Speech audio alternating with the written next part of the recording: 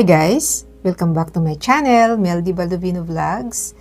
So, update tayo ngayon ng panahon. Hindi pa nga tayo natatapos sa problem natin sa Bagyong Christine. May dumating na namang Bagyong Leon, which is nandito na talaga sa Pilipinas.